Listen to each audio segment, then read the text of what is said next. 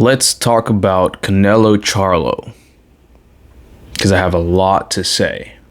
A lot to say. Let's start with the undercard.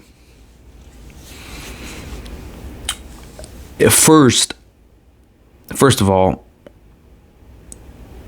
Barrios versus Ugas should have been the co-main event. I about fell asleep with the co-main event and thought because like I wasn't really watching it because it was just boring to me, but just by looking at the fight here and there, I thought it was a robbery. Now I still have to, if I really wanted to make a honest assessment of the fight, which I don't really care. Maybe it would be different, but just watching a few rounds here and there, I thought it was a robbery. But I would have to watch it again if I really wanted to make an assessment, which I really don't. Now, the co-main event, I mean, now Barrios and Ugas, that was a great fight. Barrios is showing that he's a really top, he's a top contender at 147. Ugas, after Errol Spence just destroyed his eye, I just don't think he's going to be the same after this fight, because Barrios was putting a lot of pressure and just targeting that eye, and it was just a matter of time. But my prediction was right. I did say that I was leaning towards Barrios a little bit more, just because Ugas doesn't have the power to keep the opponent off, and Barrios is filling out 147 a lot better than his first time around. But I think he's a top contender there, and I think he should. I love Barrios, man. There was a lot of instances where Ugas was hitting below the belt line, and Barrios doesn't complain. He's very humble, doesn't complain. He's down to earth. Like he's one of my favorite fighters now. Anytime Barrios fights, I'm there to watch, and I think the victory was well deserved. He was keeping Ugas busy with like the jab. Barrios' jab is very underrated. He has a really good jab that he really needs to start using a lot more. He's very effective with the jab, and overall the fight was great. I mean, from rounds 1 through pretty much all the fight, it was great. It was great. I really enjoyed that fight. That should have been the co-main event in my opinion, instead of that other fight that I almost freaking fell asleep. Now, let's talk about the main event. The main event, Canelo just looked like the old Canelo, where he didn't even sit between any rounds. He was ready. He was ready for 12 rounds. I think the mistake here that Charlo did, because whenever I saw him at the weigh-in, he looked like when Canelo moves up to 175, he looks a little soft, around the midsection a little bit. Now Canelo, he can fill out pretty good. His body just naturally adapts to any type of weight gain, but he just looks a little softer when he goes up to 175. He's a lot slower, and that's what Jermell Charlo reminded me of at the weigh-in. And Derek had said that he was going to try to bring in Charlo at 163, 164. So when I saw the weight and what he weighed in, I was like, that's game over. He's not gonna have his speed. He's not gonna have his pop. He's not gonna have any of that.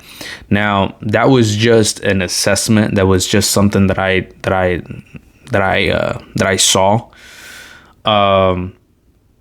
And everything that I'm about to say from here is nothing against Canelo. I give Canelo full credit. I'm not discrediting anything he does or did at fight night.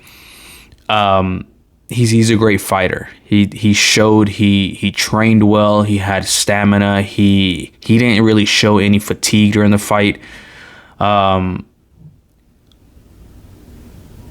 So anything after this, I'm not discrediting Canelo. I'm giving him all his credits due. My problem is Charlo.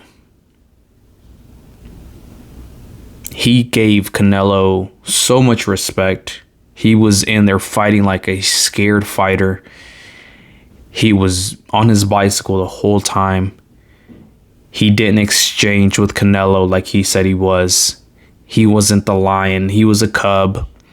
He was, I don't know. He was like a deer in headlights. Like everything he was doing was just, it was, I don't know. I expected a lot more from Charlo than what he did. He just came for a payday. He just came, and throughout the shows and the episodes, he was telling everybody how he could beat Canelo, how this and that. And I didn't expect Charlo to come out like that or to even end like that. Amir Khan showed more heart. Amir Khan, he would take it to Canelo. He was a lot. I mean, Amir Khan had a lot more heart. He wasn't there just for the check. He actually thought he genuinely could outbox Canelo. But Charlo just went in there and said, all right, I'm going to get hit with the first punch. I'm going to fill it out. And if it's, something that is something I can't take, I'm going to get on my bicycle and I'm just going to survive. I'm not even going to go out my shield. I'm not nothing. And I said before the fight, if Charlo wins, credit to Guzman. Guzman he wasn't even there. Derrick James took another L. He did not know how to get his fighter to do what he had to do. So, just like I said, that full credit goes to Guzman if he wins. Full credit to Guzman for this L as well. He wasn't able to. I mean, he taught Charlo how to move. I guess that was something that he did really well. But that's it. And I don't want to hear anything about no Jermall Charlo because I don't want to see that fight. It's same story.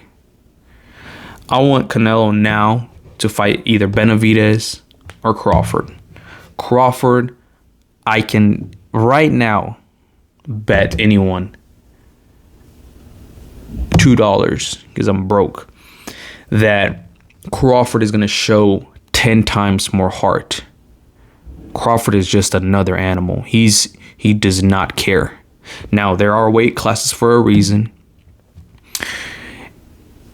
I don't know how Crawford would look at 168. I think just by looking at this assessment, I think Canelo would just be too much for Crawford. But, and even Crawford himself, he was ashamed. He tweeted out saying, Jermell Charlo, you should be ashamed because we only went there for a payday. And after that, he actually tweeted again saying that he's not even interested in Jermell Charlo anymore because first, he was already stripped. He was going to be introduced as the undisputed champ, but he was stripped of the WBO. So he's not even undisputed in his weight class anymore. So, man, I listen. It was a great display of Canelo, and he's back. Nobody can beat that Canelo. That's what he said. So hopefully they make the fight with Benavidez because he's only getting older, and Benavidez is only going to get better. So I would still lean on Canelo for that fight, but Benavidez is someone else that just shows heart. And again, I didn't expect that from Charlo. I thought he was going to put a better fight that has nothing to do with Canelo because maybe the bright lights were too much for Charlo. He's never been on this stage. He's never been in a situation where you see somebody like Canelo that's been there plenty of times with Floyd, with Triple G. I mean, the brightest stage, he looked nervous. He didn't look like he was confident. It was just a domino effect, and it showed. It showed. He didn't want to exchange with Canelo. He was just there just to survive. But again, credit to Canelo. Maybe that's the energy he brings. Maybe that's what makes him great, because just as soon as you step into the ring with him, it's like kryptonite. You just get weak. So credit to him. But he needs to now fight, the Mexican Mafia, and that right there is gonna. That is, if he beats Benavidez, that's it. Canelo can just retire if he wants. And